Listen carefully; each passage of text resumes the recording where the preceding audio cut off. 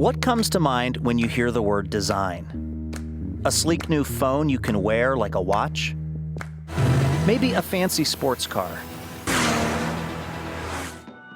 Most of us see design as something that makes our lives easier, safer, better. Such an easy meal to put together. But do they feel that way in the developing world? Of course they do. I think the notion that because somebody is poor, they don't have the same appreciation for beauty or function is completely erroneous. It's incredibly insulting if you really think of it. Yves Behar is one of the country's top industrial designers. And for him, design is more than just a job. It's a lifestyle. He designed the offices of his San Francisco company, Fuse Project, and they stand as a sort of museum to all he's made. It would sense my phone as I approach it. And yet one of his proudest achievements isn't something he made for Prada or Samsung.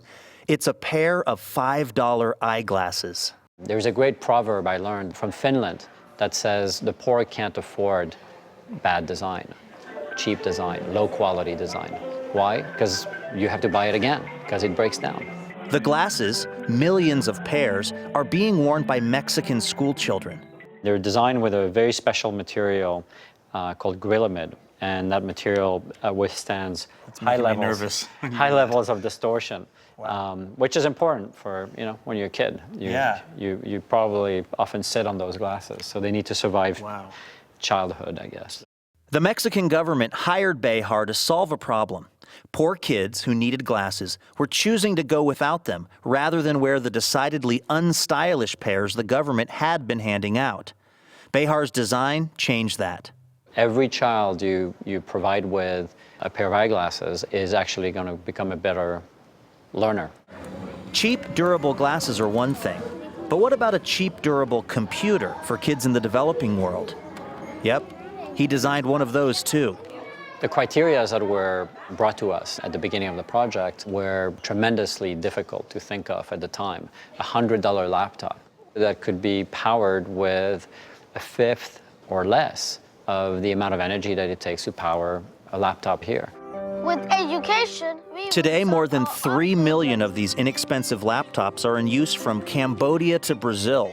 They're even celebrated on an Uruguayan stamp and on Rwandan money. I actually don't even know of any other design ever that's ended up on a nation's money. When will we live a simple life? Dean Still hasn't seen any of his designs show up on any cash yet. This can boil 5 liters in 11 minutes, so it's very fast. But he's hoping that what he's creating here in an old Oregon logging town will have the same kind of impact. Our goal is wood burned as clean as natural gas. For 25 years, he and his team at Opera Vecchio Research have obsessively worked towards a sort of holy grail of humanitarian design. An affordable, safe stove for the nearly 3 billion people around the world cooking over open flames, which damage the environment and their health. Why is it so important to find a solution to this stove problem? Wood smoke is about the same as cigarette smoke. So if a woman is cooking with the kid, they're breathing the equivalent of 4 packs of cigarettes a day. Except this isn't some voluntary choice. This is something to stay alive, right? To cook food. Their poverty is, in effect, killing them. An estimated 4 million people die each year from breathing the smoke from their stoves. The goal of Opera Vecchio is to create $10 stoves that produce almost no toxic smoke and still cook great food. Not a simple task. How is that accomplished here? Because there's not really a chimney. No. So this stove has very fast little jets of air that are mixing all of the smoke and the gas into the flame. And it's mixing it so well that it's getting all burned up. But there's no such thing as one perfect universal stove, because people in each region of the world cook food differently. This is a griddle stove for making tortillas from Honduras. Here's a high-powered Chinese stove for boiling water. This is a stove from India for making chapatis. And here is an African charcoal stove for making fufu. And for the nearly 1 in 5 people still living without electricity, It goes for 70 minutes on a charge of wood. Aprovecho recently found a way to solve two problems at once. It's called the Firefly. This is a lantern that also cooks.